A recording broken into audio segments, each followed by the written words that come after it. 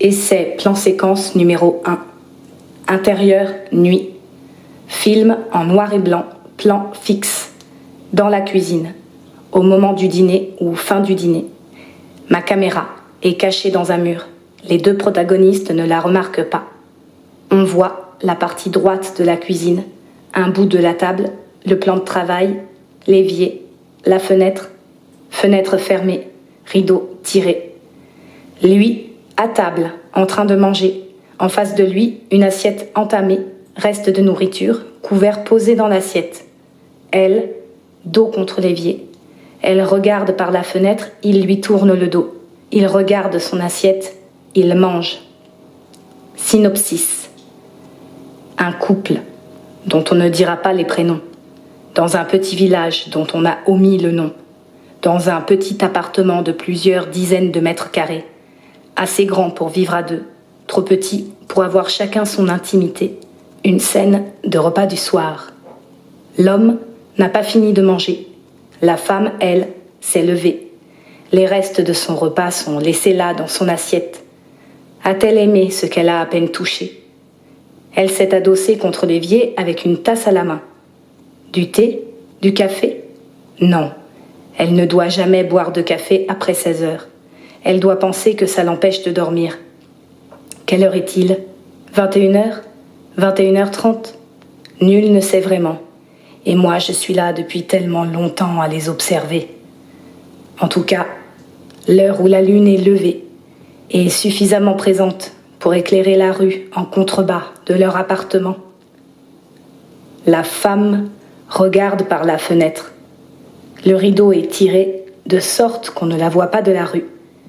Elle glisse ses doigts sur le bord du tissu afin de dégager un petit rectangle dans son champ de vision.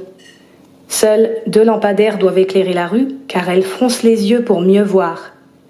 Dans cette demi-obscurité, elle observe. Je l'observe qui observe. Elle scrute. Elle est à l'affût d'un peu de mouvement dans le quartier. L'homme ne réagit pas, ou peu. Il grommelle de temps en temps. Il est concentré sur le plat qu'il a préparé ce soir et qui a l'air de lui convenir tout à fait. Je m'interroge. Est-ce qu'il s'ennuie avec elle? Il me semble que c'est une habitude de leur part de ne pas communiquer ensemble à table. Est-ce qu'elle est triste? Est-ce qu'elle en a marre d'être enfermée avec lui?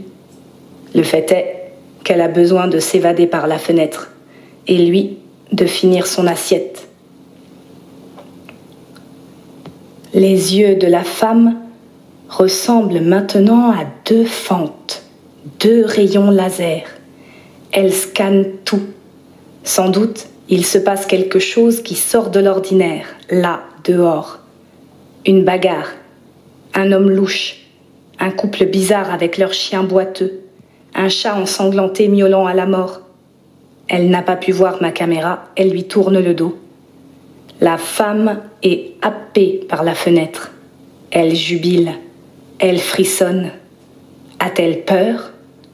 Est-ce que ce qu'elle voit lui procure une émotion? Un petit tressaillement parcourant son échine, semblant de vie qu'elle n'a pas ressenti depuis, disons, longtemps.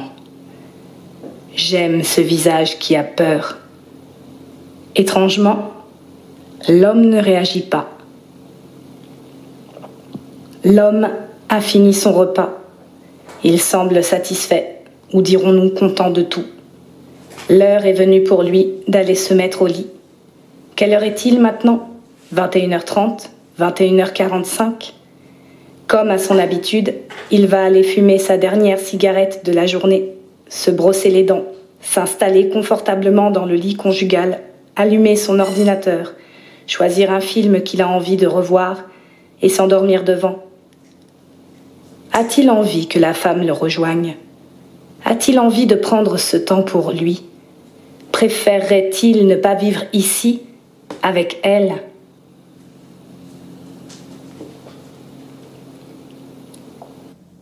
La femme n'est plus là. Elle est sortie dans la rue. Et peut-être que si on y regarde bien, si on se penche par la fenêtre, on voit un spectre vagabond, déambulant, titubant, lévitant, posant à peine les pieds à terre. Je pars à sa rencontre.